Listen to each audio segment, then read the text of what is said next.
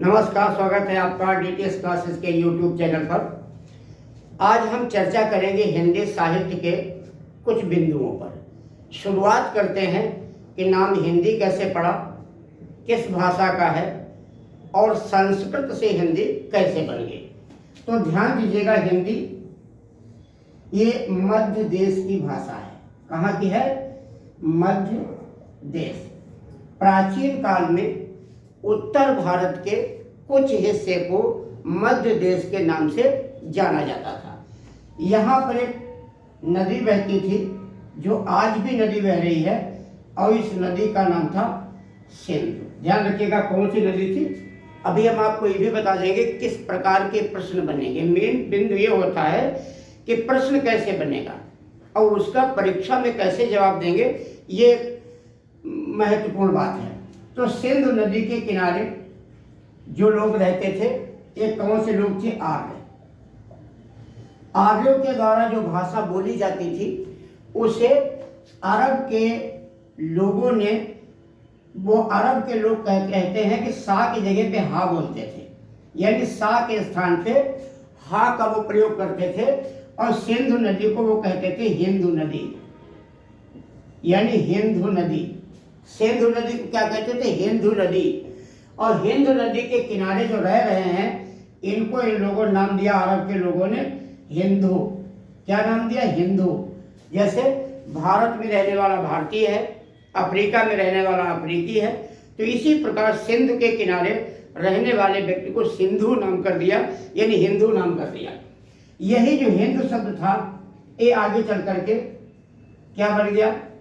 ये हिंदवी बन गया। फिर आगे चलकर ये हिंदुई बन गया, और यही चल के आगे शब्द हिंदी बन गया। तो यही मुख्य बिंदु आपको ध्यान रखना है कि ये क्या शब्द बन गया? ये शब्द हिंदी। ये कहा किसने था? अरब के लोगों ने। भाषा कौन सी यूज की थी? फारसी। कौन सी भाषा थी? फारसी।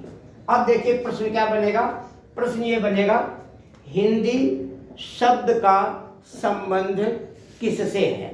अगर यहाँ पर हम इनको विस्तार से चर्चा करना चाहें तो आप बड़ी आसानी से इसको समझ लेंगे कि क्या प्रश्न बनेगा और क्या चीज आपको ध्यान में रखनी है। ध्यान दीजिएगा, प्रश्न बनेगा, पहला है हिंदी शब्द किस भाषा का है। हिंदी शब्द किस भाषा का है? तो आपका जवाब होगा कि हिंदी शब्द आपका जो है वो फारसी भाषा का है। हिंदी शब्द किस भाषा का है? हिंदी शब्द फारसी भाषा का है। अगला प्रश्न आएगा, बहुत ध्यान समझिएगा। हिंदी शब्द का संबंध किससे है? हिंदी शब्द का संबंध किससे है? तो इसका उत्तर हो जाएगा, हिंदी शब्द का संबंध सिंधु नदी से है। क्या जवाब हो जाएगा? हिंदी शब्द का संबंध सिंधु नदी से है। और अगला आपका प्रश्न आ जाएगा, वो होगा हिंदी भाषा का संबंध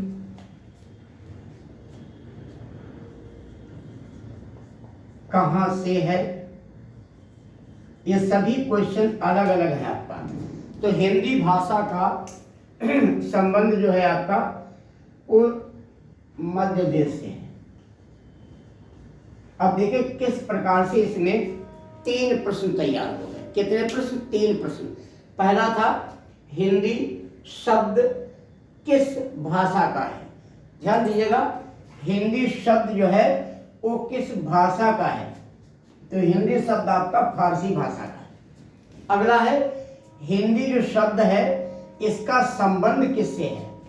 शब्द का संबंध, हिंदी का नहीं, हिंदी शब्द का संबंध किससे है। अब हिंदी शब्द का संबंध जो है वो सिंधु नदी से, सिंधु से हिंदू से हिंदवी, हिंदवी हिंदी बन गई। और हिंदी भाषा कहाँ की है? तो हिंदी भाषा मध्य देश की भाषा है। उस समय वो मध्य देश कहा जाता था, जहाँ से हिंदी भाषा का माना जाता है कि यहाँ की भाषा को हिंदी भाषा कह दिया गया था अरब के लोगों के द्वारा।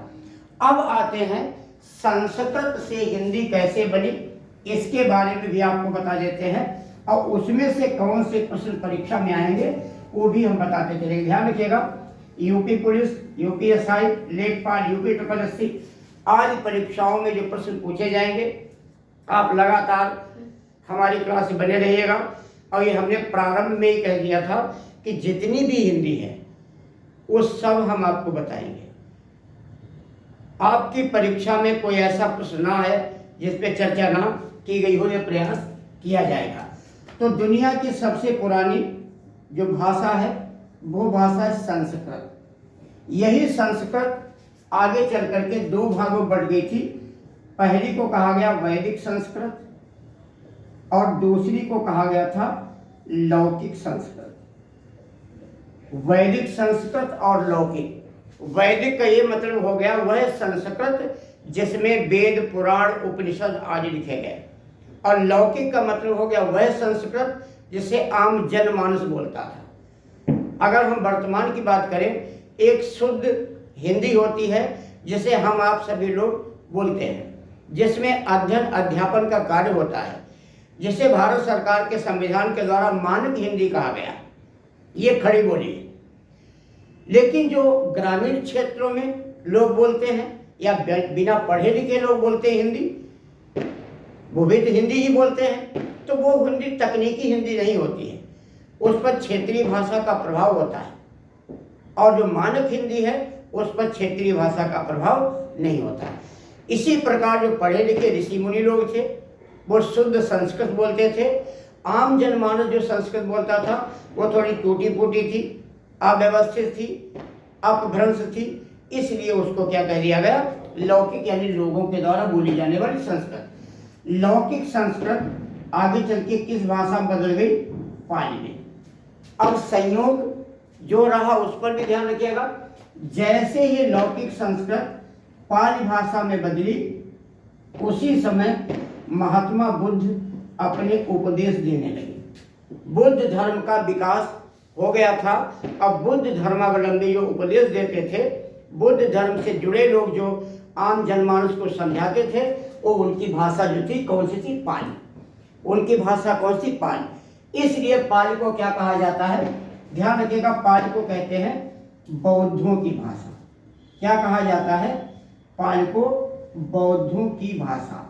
अब अगर ये पूछा जाए कि पाली भाषा का लिखित रूप कहाँ प्राप्त होता है, तो बौद्ध धर्म ग्रंथों में। ध्यान रखिएगा, इसे ही कहते हैं प्रथम जन भाषा। क्या कहते हैं, प्रथम जन भाषा। देखिए, संपूर्ण जानकारी न होने से कई बार प्रश्न आपको भ्रमित कर देते हैं। यदि ये प्रश्न आए कि भारत की प्रथम भाषा कौन सी है, तो वो संस्कृत है। और अगर ये पूछा जाए भारत की प्रथम जन भाषा, तो पाली है। तो भारत की प्रथम भाषा होना अलग बात है और भारत की प्रथम जन भाषा होना अलग बात है। ये पाली भाषा आगे चल के किस में बदल गई, प्राकृत में। किस भाषा में बदली, ये प्राकृत में बदली। जब ये प्राकृत भाषा में चेंज हुई, उसी समय जैन धर्मावलंबी अपना प्रचार प्रसार कर रहे थे। आगे चलकर जो प्राकृत भाषा है काहे में बदलती है, अपभ्रंश में। ये भाषा आगे चल के अपभ्रंश में बदली।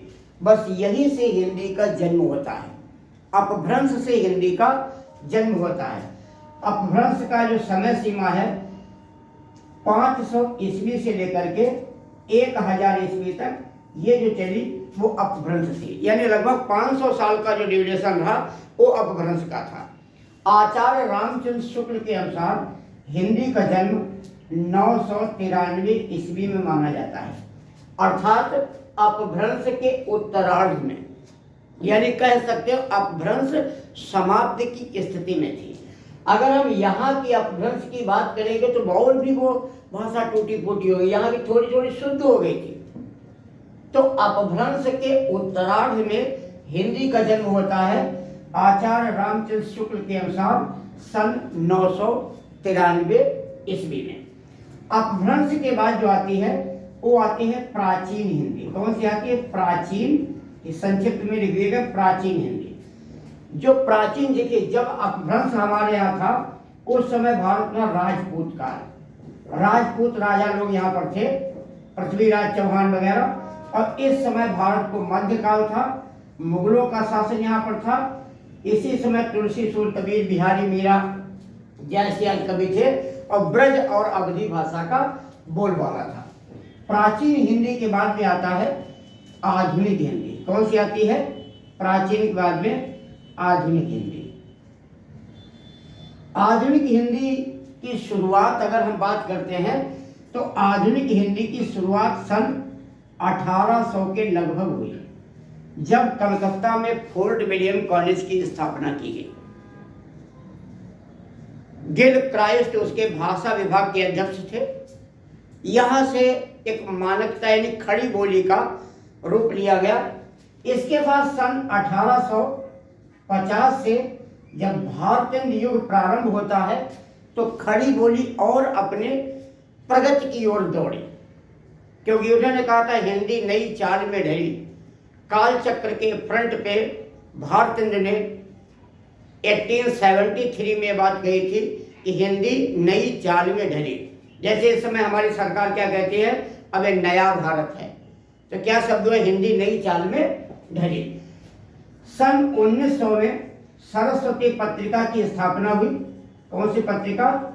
सरस्वती पत्रिका की स्थापना हुई श्याम सुंदर दास के द्वारा। यहां से हिंदी खड़ी बोली और विकास में आई। फिर से ध्यान रखिएगा, किन महत्वपूर्ण बिंदुओं का आपको ध्यान रखना है। हिंदी का जन्म यहां से माना जाता है 993 ईस्वी से, और हिंदी खड़ी बोली का जन्म यहां से माना जाता है 1800 ईस्वी में। हिंदी खड़ी बोली का जो ज्यादा विस्तार हुआ है, विकास हुआ, वो भारतीय युग से माना जाता है। और अपने चरम रूप पर जब हिंदी खड़ी बोली आई तो वो सरस्वती पत्रिका की स्थापना के बाद से आई। इसके बाद आपका जो आता है उसे कहते हैं मानक हिंदी। मानक हिंदी का ये मतलब हुआ, मानक हिंदी का मतलब होता है जिसे ज्यादातर लोग समझते हो। ऐसा शब्द या ऐसा किसी व्यक्ति या वस्तु आदि का नाम जिसे अधिकतम लोग स्वीकार करते हो वही मानक कहा जाता है। संविधान में जिसे स्थान दिया गया हो वही मानक कहा जाता है। तो क्या हो गया? मानक हिंदी। तो भारत सरकार ने हिंदी का मानकीकरण कब किया? 1967 ईस्वी में हिंदी का मानकीकरण कर दिया गया। स्वीकार किया गया था हिंदी को 1949 में, लेकिन मानकीकरण हिंदी में अलग अलग शोध होते रहे, समय समय पर उसमें परिवर्तन किए जाते रहे, तो एक मानक रूप यहाँ से हिंदी का प्रारंभ होता है जिसे हम हिंदी खड़ी बोली कहते हैं। तो कैसे हिंदी का विस्तार हुआ अगर संक्षिप्त में देखना चाहो, सबसे पहले था संस्कृत, संस्कृत के बाद में आता पाल, पाल के बाद में आता प्राकृत, प्राकृत के बाद में आएगा अपभ्रंश, अपभ्रंश के बाद में आएगी प्राचीन हिंदी, प्राचीन हिंदी के बाद है आधुनिक हिंदी,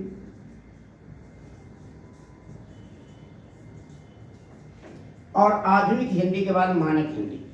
मानक हिंदी तक आपको जाने की आवश्यकता नहीं है, केवल आपको इन चीजों को विशेष हाईलाइट करना है, यानी आप ऐसा कह सकते हो इन्हें विशेष ध्यान रखना है।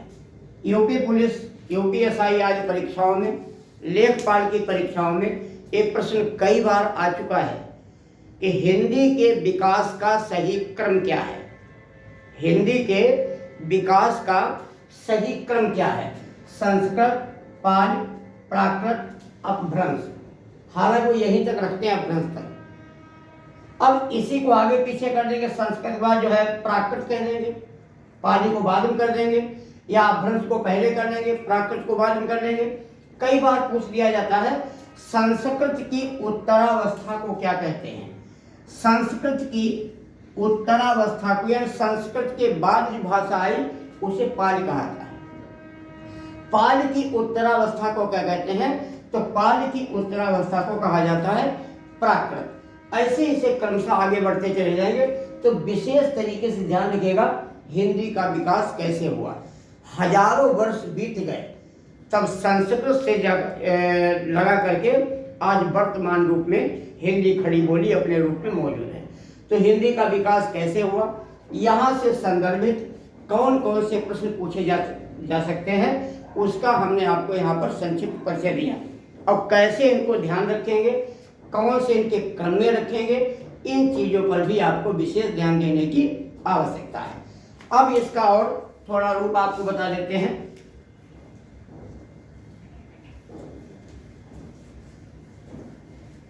यानी एक क्रम, एक तरीका, इनकी जानकारी बहुत ही जरूरी है और अच्छे ढंग से समझ लेना भी बड़ा अनिवार्य होता है कि हिंदी का विकास, हिंदी का संचालन कैसे हुआ, कैसे खड़ी बोली के रूप में आई, कैसे मानक हिंदी के रूप में आई, इन चीज़ों पर विशेष ध्यान देने की आवश्यकता है। आगे देखते हैं हिंदी के किन किन रूपों पर विशेष ध्यान देने की आवश्यकता है। सबसे पहले पूछा जाता है हिंदी का ऐतिहासिक पक्ष। क्या हिंदी का ऐतिहासिक पक्ष, यानी हिंदी का इतिहास क्या है, संस्कृत से हिंदी कैसे बनी, ये जो उसका पूरा समय की संरचना है या बदलाव है या अलग अलग परिस्थितियों के रूप में आना है, उसे ही कहते हैं हिंदी का इतिहास। फिर आ जाता है हिंदी का जो है भौगोलिक पक्ष। भौगोलिक पक्ष में दिखाया जाता है कि हिंदी का विस्तार कहाँ कहाँ तक है, कहाँ से कहाँ तक हिंदी बोली जाती है, या हिंदी भाषी क्षेत्र में कितने राज्य आते हैं, या हिंदी भाषी क्षेत्र के अंतर्गत कितने प्रतिशत लोग निवास करते हैं, भारत की कितनी जनसंख्या हिंदी क्षेत्र में आती है। इसके बाद आता है हिंदी का संवैधानिक पक्ष। संवैधानिक पक्ष, हिंदी का संवैधानिक पक्ष कहता है कि संविधान के अनुसार हिंदी क्या है, संविधान में हिंदी को कौन सा दर्जा दिया गया है। तो ध्यान रखिएगा हिंदी का ऐतिहासिक पक्ष, अभी आपने देखा कि किस प्रकार संस्कृत से पाल, प्राकृत और अपभ्रंश होते हुए हिंदी वर्तमान रूप में मौजूद है। ये ऐतिहासिक। भूगोल का या भौगोलिक पक्ष ये होता है कि हिंदी कहाँ कहाँ बोली जाती है। तो आज हम भौगोलिक पक्ष पर भी संक्षिप्त आपको बता देते हैं कि कैसे इसके भौगोलिक पक्ष को आप समझेंगे। तो ध्यान में रखना है हिंदी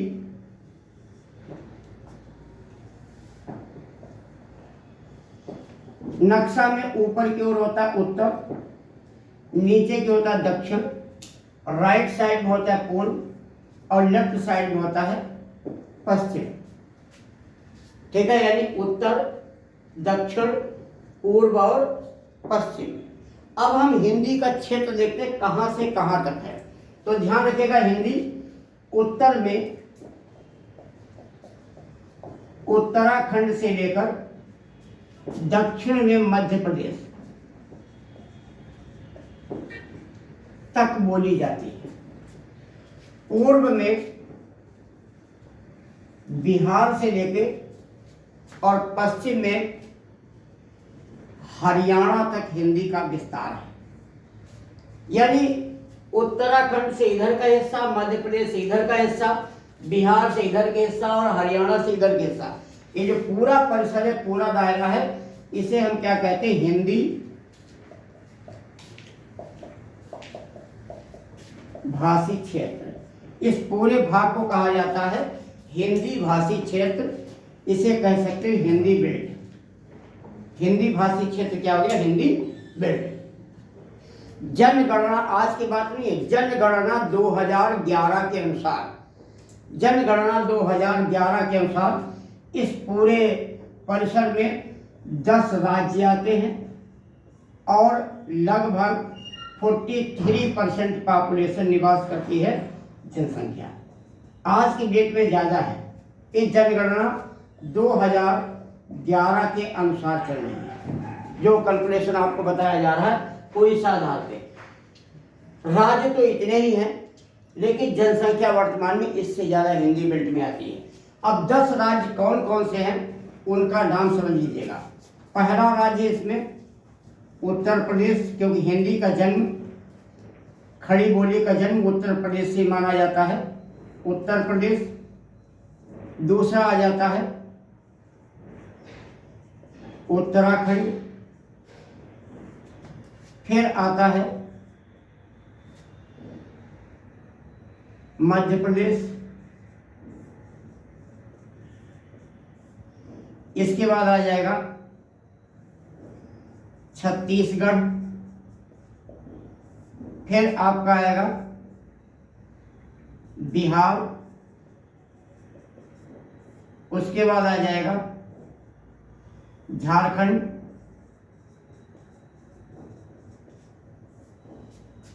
इसके बाद आ जाएगा हिमाचल प्रदेश,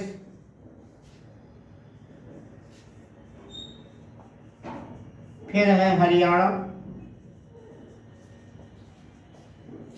इसके बाद राजस्थान, और फिर है नई दिल्ली। हालांकि नई दिल्ली केंद्र शासित प्रदेश है, ऐसे भी कह सकते हो 9 राज्य और 1 केंद्र शासित प्रदेश। ध्यान रखिएगा, यूपी SSSC से संबंधित और यूपी पुलिस से संबंधित यहाँ से एक प्रश्न जरूर आएगा। क्या पूछेंगे? इनमें से कौन सा राज्य हिंदी क्षेत्र में नहीं आता? और ज्यादातर इनमें से 3 लिखेंगे और 1 लिख देंगे महाराष्ट्र, या लिख देंगे गुजरात, पुलिस में नहीं आता। ये जो 10 राज्य हैं ये हिंदी क्षेत्र में आते हैं। ये आपको बिल्कुल ध्यान रखना है, इनके नाम भी ध्यान रखिएगा। थोड़ी और जानकारी, उत्तर प्रदेश से उत्तराखंड बना, अगर उत्तराखंड नहीं बना था तो ये जानकारी अलग थी। मध्य प्रदेश से छत्तीसगढ़ बना और बिहार से झारखंड बना, तो 3 जगह क्षेत्र यही हो गए। उसके बाद हिमाचल प्रदेश, हरियाणा, राजस्थान और केंद्र शासित प्रदेश जो है वो नई दिल्ली। यह पूछे भारत में कई केंद्र शासित प्रदेश हैं, इनमें से कौन सा ऐसा केंद्र शासित प्रदेश है जो हिंदी बेल्ट या हिंदी क्षेत्र के अंतर्गत आता है? तो कौन सा है? नई दिल्ली। इन जगहों पर रहने वाले लोग इनको हिंदी भाषा भाषी वाले बोलते हैं, यह हिंदी भाषी क्षेत्र है। ये पूरा डायग्राम आप इसको स्क्रीनशॉट ले सकते हैं, अपने आप पे बना सकते हैं ताकि आपको याद रहे और इन राज्यों के भी नाम याद रहें। और आज अंत में ये भी बता देते हैं कि संविधान के अनुसार हिंदी की क्या स्थिति है, यानी भारतीय संविधान के अनुसार हिंदी की क्या स्थिति है, ये भी जानना बहुत जरूरी, जिसे कहते हैं हिंदी का संवैधानिक पक्ष। तो ध्यान रखिएगा, भारतीय संविधान के भाग 78 के अनुच्छेद 343 में लिखा है कि भारत की राजभाषा हिंदी और इसकी लिपि देवनागरी होगी। ये डेट अगर देखते हैं 14 सितंबर 1949, 14 सितंबर 1949 को भारतीय संविधान के भाग 17 के अनुच्छेद 343 में लिखा है कि हिंदी भारत की राजभाषा और इसकी लिपि देवनागरी होगी। वैसे ध्यान रखिएगा, अनुच्छेद 343 से लगा के अनुच्छेद 351 ये भाषा संबंधी ही प्राविधान है। भाषा से ये चीजें जुड़ी हुई हैं, भाषा से ये चीजों का संबंध है। वैसे तो 22 भाषाएं दी हैं, लेकिन विशेष स्थान हिंदी के बारे में है। एक और चीज ध्यान रखिएगा, 14 सितंबर को हिंदी दिवस मनाया जाता है, इसी वजह से हिंदी दिवस। एक और खास बात है, वो आपके लिए है, 10 दिसंबर 2006 को डॉक्टर मनमोहन सिंह की सरकार ने विश्व हिंदी दिवस मनाने की घोषणा की थी। विश्व हिंदी दिवस, फिर ध्यान रखिएगा, 10 दिसंबर 2006 को डॉक्टर मनमोहन सिंह की सरकार ने, कांग्रेस की गवर्नमेंट थी, विश्व हिंदी दिवस मनाने की घोषणा की। इस दिन दुनिया के जितने देशों में भारतीय दूतावास है, इंडियन एम्बेसी जहाँ जहाँ पे है, इस दिन वहाँ पर हिंदी में काम होता है।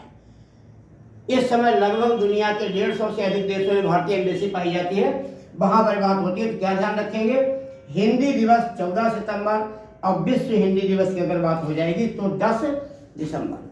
तो आज की क्लास को यही रोकते हैं, इसके आगे की चर्चा हम अगली क्लास में करेंगे। अगर एक क्लास आपको अच्छी लगती है तो इसको लाइक करें, सब्सक्राइब करें और अपने मित्रों को भेजें। कुछ ही समय के बाद हम लाइव क्लास शुरू करेंगे, जिसमें आप हमसे लाइव जुड़ेंगे, अपनी बात रखेंगे और हमारी बात को सुनेंगे। इसी के साथ आपके उज्जवल भविष्य की बहुत सारी शुभकामनाएं। नमस्कार, जय हिंद।